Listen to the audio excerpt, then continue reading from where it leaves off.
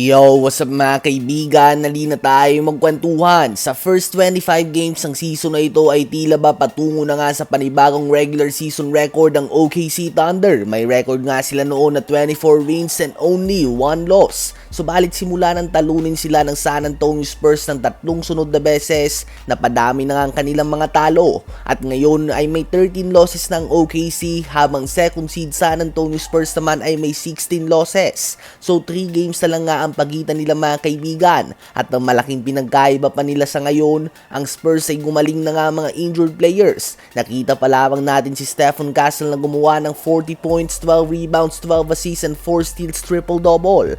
Habang sa OKC naman ay may injury nga ang 1-2 punch duo nila ni Shai Gilgeous-Alexander at Jalen Williams. That is more than 50 points per game combined na nawawala sa OKC offense ngayon.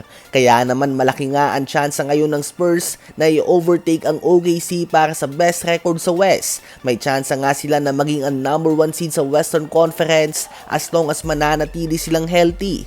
At malaking bagay nga maging number 1 seed lalo na para sa inexperienced team sa playoffs na tulad ng San Antonio Spurs ngayon. Halimbawa na lamang OKC last playoffs. Ang Game 7 ng series sila kontra sa Denver Nuggets at sa finals mismo laban sa Indiana Pacers ay ginanap sa kanilang home court dahil hawak nga nila ang number 1 seed. Malaking advantage nga ito sa mga deciding games at talagang nagbunga nga para sa OKC ang pinaghirapan nila noong regular season. Kaya naman tsansa na nga ito ng Spurs at malay natin na ito nga maging difference maker pagdating ng playoffs. Ano ba masasabi nyo tungkol dito?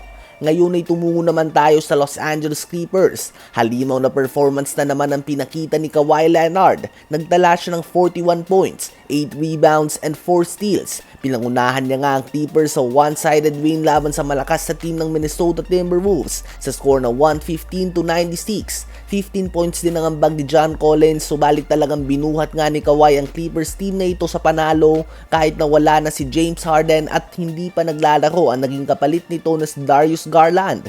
Sa Timberwolves naman ay 23 points si Anthony Edwards at 17 points, 8 rebounds si Julius Randle. Combined may 40 points nga sila at na-outscore silang dalawa ni Kawhi Leonard ng mag-isa. Tiyak nga na matutuwa ang Clippers sa pinapakita ni Kawhi ngayon.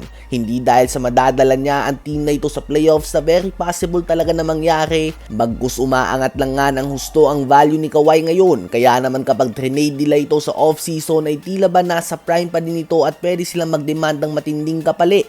Habang naganap naman ang Knicks debut ni Jose Alvarado at pinakita niya nga kaagad ang kanyang signature come from behind steal. Nakuha ng Knicks ang panalo sa score na 111-89. Laban yan sa Boston Celtics mga kaibigan. 31 points, 8 assists si Jalen Bronson, 19 points, 6 rebounds si Josh Hart, 14 points si Mikal Bridges, 11 points, 10 rebounds si Karl Anthony Towns, at 12 points, 2 rebounds, 2 assists and 2 steals si Jose Alvarado sa kanyang Knicks debut.